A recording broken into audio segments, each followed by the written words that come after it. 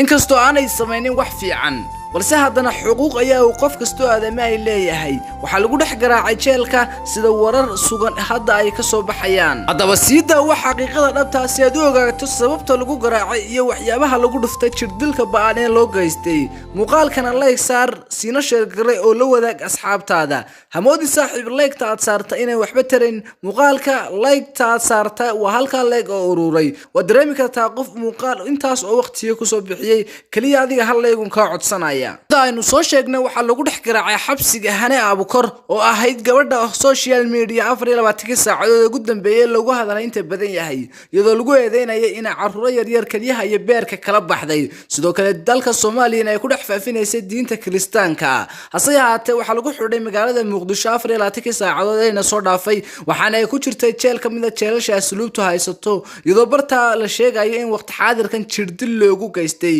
sidoo kale warar aan sugnayn waxay sheegayeen in ehelkeedii iyo dadkeedii aanay booqan karin iyadoo ay ciidamada asluubta ay u diideen in ay booqdaan dadkeeda iyo ehelkeeduba Hane Abukar ayaa lagu haystaa carruur yar oo ay qalatay iyo sidoo kale faafinta diinta Kiristaanka dokoor waxa lagu xidhay magaalada Baydhabo iyadoo lagu haysto faafinta diinta Kiristaanka iyadoo ay barta damiinka ehelkeeda ay ka sii daayeen ciidamada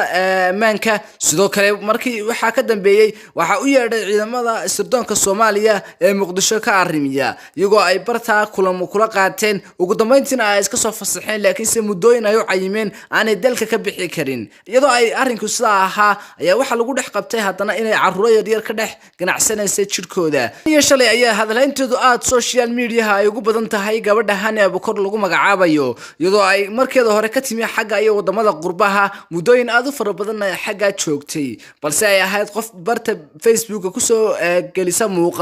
muuqaalada ay barta soo gelin jirtayna waxay ahaayeen qaar doodo iyo iskugu jira iyo sidoo kale u dooditaanka dumarka doodaha ay dumarka u qabanayso iyo sidoo kale ragga iyo waxyaabo la halmaala hase ahaatee laguma baran dhaqan xumada marka laga yimaado xashiishadaha iyo waxyaabo kale oo maanka dooriyo oo cabi jirtay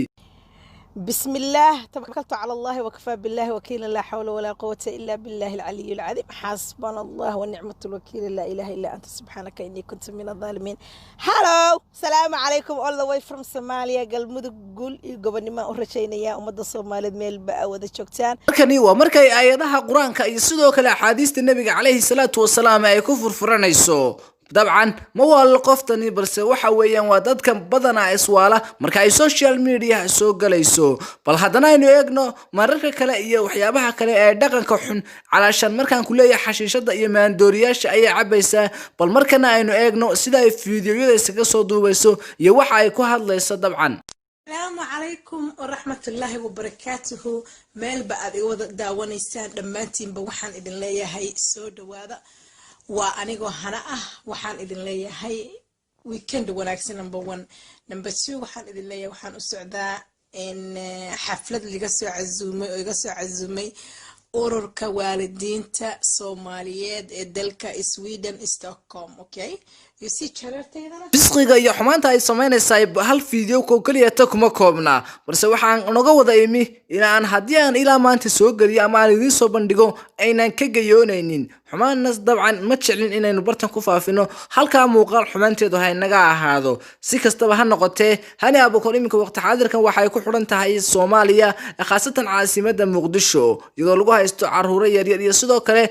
faafinta diinta Kiristaanka oo ku hawleed waayadii ugu dambeysay ayna uga timi xagga iyo qurbaha kale haddii aynu isbarbar dhigno maama Malyuun iyada iyo gabadh kale oo iyaduna khatar lagu magacaaba waxay ku furfurtaan aayadaha Quraanka ah sidoo kale taasna waxaan oran karnaa yacni waa waxyaabo ay ku khaldayaan Soomaalida balse ay waxa ay u jeedaan iyo sidoo kale ujeedkooda uu cad yahay haddaba Hane Abukar ayaa bilowgii koowaad ee Soomaaliya timi waxa airportka ku soo dhaweeyay dad qaba ama dad sita maryaha huruda ama sidaad u taqaano dad sita maryaha midabka jaalaha ah iyadoo aynu oran karno midabkaas dadka ku soo dhaweynaya dabcan inagoo aynan dabcan aan xaqiiqsan ama aynan hubin haddana waxaanu ku sheegi karnaa dad dabcan ay macallimad ama dabcan ay u tahay wuxuun dadkaas oo ahaa dadka airportka ku soo dhaweynaya ay siday kameraduhu qabanayeen ama fiidiyoyada klibyada laga soo duubay ay qabanayeen. Si kastaba ha noqotee waxay socdaal ku soo gashay gobolada Soomaaliya iyadoo ay barta ku faafinaysay diinta Kiristanka. Ugu dambeyntiina waxa ay afkeeda ka sheegtay oo ay isku fashilisay barta leefta iyadoo ay ciidamada sirdoonku halka ka soo tix raaceen. Hello, salaam alaykum all the way from Somalia. Galmudug guul iyo gobonimo u rajaynaya ummadda Soomaaliyeed meel ba wada joogtaan. maxaan leedihiin anaga waa baashaalayna alxamdulillah alshukrillah quruxdaas ka qaad dalkayga hay ayuumina ma sha Allah tabarakallah idaha hay ayuumina teenager baan ku soo noqday haddaan ba 46 sano yaa buuxiya 46 sano jir bal ii sheega aan 15 16 hadda buuxinaya tixisiga dalkayga ana ku raaxaysanada idinka ka faanaysiin maxaa sheegtay maxaa la iska qaadaa horta dalkaygan jooga dad dahab baan la jooga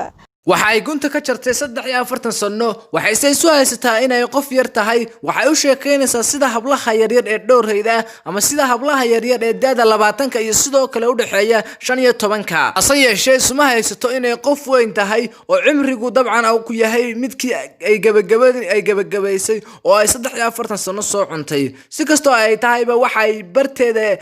Facebook iskugu fashilisay in ay ka ganacsato jirka dumarka iyo sidoo kale caruurta yaryar calaashan ganacsiga waxaan ka wadnaa inay jirka dumarka kirayso sidoo kalena ay qalliin ku sameeyso wadnaha iyo kaliyaha iyo waxyaabaha la halmaala ay iibsato hadaba gabadhan ayaa waqti xaadirkan xabsiga liinta ku cabaysa wayna eegi doonaa ilaa waqtiga ay ku qaadato in xabsiga sida loogu dhaadhiciyo iyo in dabcan sidoo kale racfaano iyo waxyaabo loo sameeyo ugu dambeyntina waxaynu ka war heli doonaa ama aynu ka war keeni doonaa halka ay ku dambayso arinta Hana Abukar iyo sidoo kale xulufada la shaqeynaysa oo iyaguna xabsiga kula jira Hana Abukar ayaa jirdil baan loogu geystay gudaha xabsiga sidoo kale xulufadii la shaqeynaysana waxa la sheeciyay in la soo xidhxidhay si kastaba ha noqotee gabadhan ayaa ka ganacsanaysa jirka dumarka iyo sidoo kale caruurta yaryar ee ay qalanayso iyadana afkeeda ka shaacisay si kastaba ay tahay saaxiibayaal waxa rajaynayaa in warbixinta ka hesheen si fiican ay dabcan ogala baxdeen xaqiiqada dhabta iyo waxyaabaha ay xambaarsan tahay xogta ay xambaarsan tahay iyo waxyaabaha xaqiiqada waa tahay saaxiibayaal waxaad ku maadsantihiin kamid ahaanshaha iyo ku soo biiritaanka channelka Mera Films waxa rajaynayaa saaxiibayaal in warbixinta ka hesheen sideen hore soo sheegnay ugu dambeyntiina waxaan idinkaga tagay saaxiibayaal waxaan eegi doonaa halka ay Hana Abukar la marto waxyaabaha ay ku faanaysay ee social media soo galinaysay sidoo kale waxaan eegi doonaa xulufadii la shaqeynayay ee la faafinaysay diinta Kiristanka oo iyaguna 3 nin ahaa oo kula jira xabsiga iyagana waxaan eegi doonaa halka ay ku war dambeeyaan saaxiibayaal waad ku mahadsantihiin kamidahashaha iyo ku soo biiritaanka channelka Mera Films waxaan rajaynayaa inaad subscribe saartay sidoo kale videogana aad sii share gareysay muuqaalka like ka hilmaami waxaan rajaynayaa saacadaha koowaadba inay kumanaan kun oo lay gaarsiin doontaan aad iyo aad ayaa ugu mahadsantihiin saaxiibayaal channelkana waxaynu rajaynaynaa 100 kun oo subscriber kulli wax yar baa inoogu dhiman insha Allah taala inta ka badneed baa keenteen waxaan rajaynaynaa inta dhimanna inay idinku sida ugu dhaqsiyaha badan u keentaan anyway hadalka ayaan idinku dheereeyay ayaan filayaa saaxiibayaal muuqaalkan noo xigayno balana aad iyo aad ayaan idin salaamayaa saaxiibayaal